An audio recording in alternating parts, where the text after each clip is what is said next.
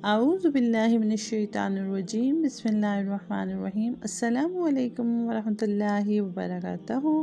امید سحر کے plate form سے میں ہوں ڈاکٹر رقیہ عباسی، اور آج ہم انشاءاللہ تعارف پڑھیں گے سورہ احزاب کا۔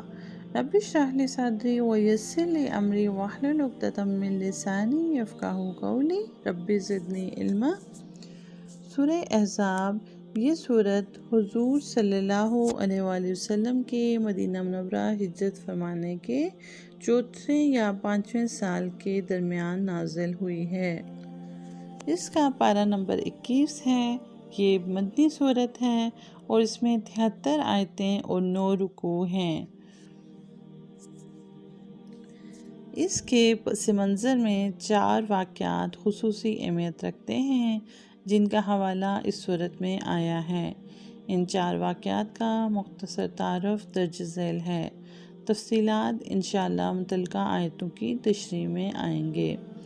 پہلا واقعہ جنگ احزاب کا ہے، جس کے نام پر اس سورت کا نام رکھا گیا ہے۔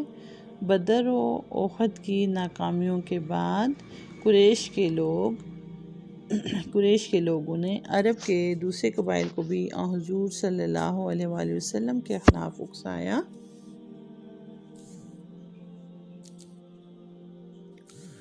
اور ان کا ایک متحدہ محاذ بنا کر مدینہ منورہ پر حملہ کیا۔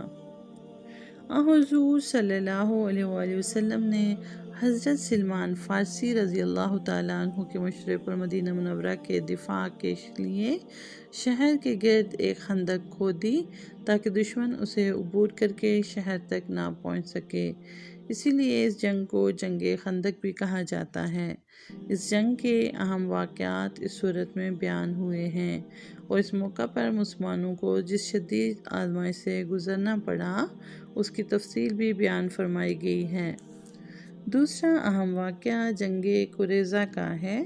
قریظہ یہودیوں کا ایک قبیلہ تھا جو مدینہ منورہ کے مضافات میں آباد تھا، اور حضور صلی اللہ علیہ وآلہ وسلم نے ہجرت کے بعد ان سے امن کا ایک معاہدہ کیا تھا، جس کا ایک حصہ یہ بھی تھا کہ مسلمان اور یہودی ایک دوسرے کے دشمنوں کی مدد نہیں کریں گے۔ لیکن قریظہ کے یہودیوں نے معاہدے کی دوسری خلاف ورزیوں کے علاوہ جنگ احزاب کے نازک موقع پر خفیہ ساز باز کر کے پیچھے سے مسلمانوں کی پشت میں خنجر گھونپنا چاہا۔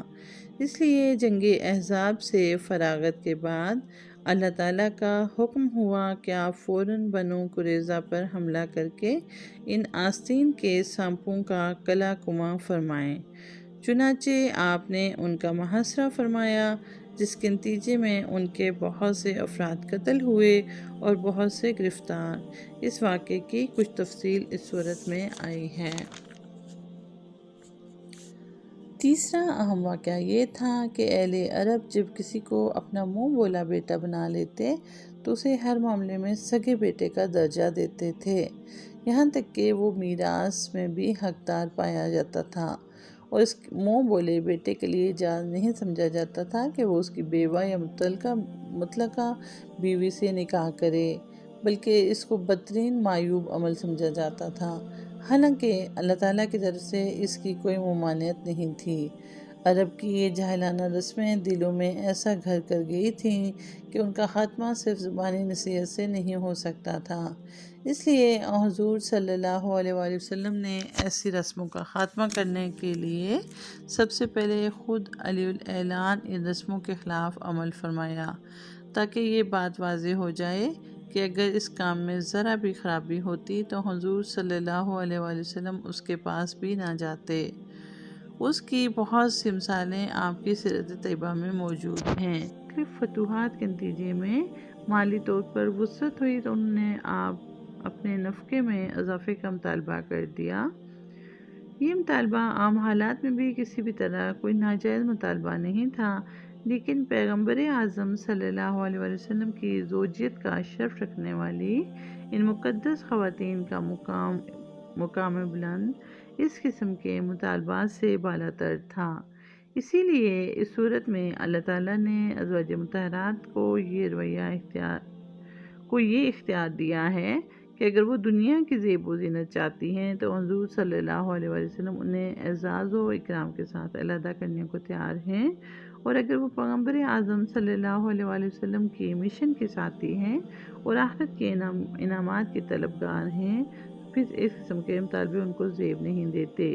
چونکہ حضرت زینب رضی اللہ تعالیٰ عنہا سے نکاح کے واقعے پر کفار و منافقین نے آپ کے خلاف اعتراضات کیے تھے، اسی لیے اس صورت میں حضور صلی اللہ علیہ وآلہ وسلم کا مقام بلند بتایا گیا ہے، اور آپ کی تعظیم و تکریم اطاعت کا حکم دے کر یہ واضح فرمایا گیا ہے کہ آپ جیسی عظیم ہستیوں پر نادانوں کے یہ اعتراضات آپ کے مقام بلند میں ذرا برابر کمی نہیں کر سکتے۔ اس کے علاوہ ازواج مطہرات کے ساتھ آپ کے طرز عمل اور ان سے متعلق بعض تفصیلات بھی اسی صورت میں بیان ہوئی ہیں۔